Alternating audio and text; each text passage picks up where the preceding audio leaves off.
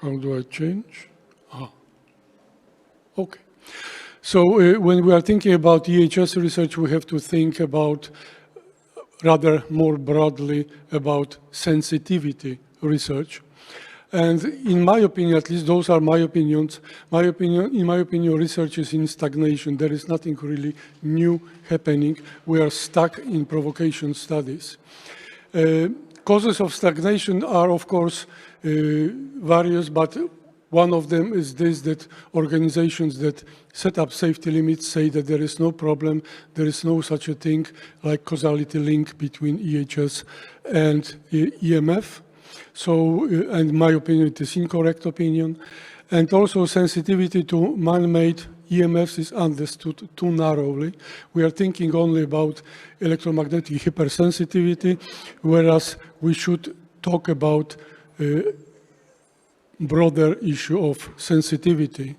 So we should switch from EHS to think about individual sensitivity to EMF.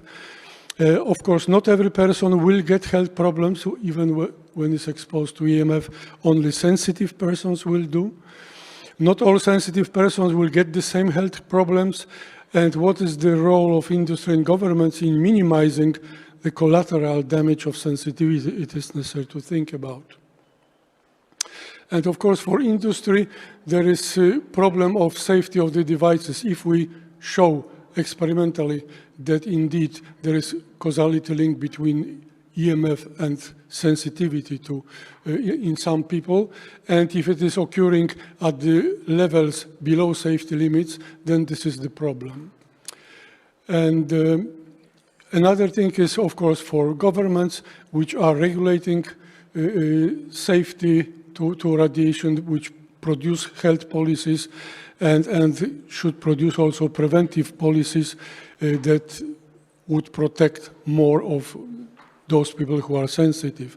And of course, avoidance of 5G or 6G is not an option. Neither moratorium on deployment nor avoidance is not an option for anybody who wants to function normally in current society. And of course, some unresolved questions, what maybe will be also answered here in this session. How certain we are that EHS exists or sensitivity exists? What could be the mechanism? What is the role of EMF emitters versus other environmental polluters, for example, chemical polluters? Are current safety guidelines sufficient to protect self-declared EHS people or not? They think that not, but are they correct or not?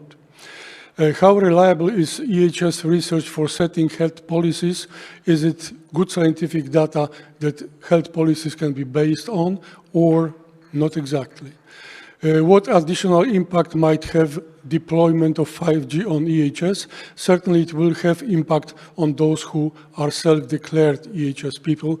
They are already complaining and bombarding people with emails.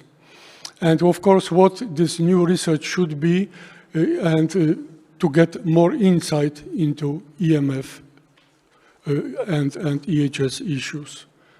So this is this for introduction, and now we switch to next speaker.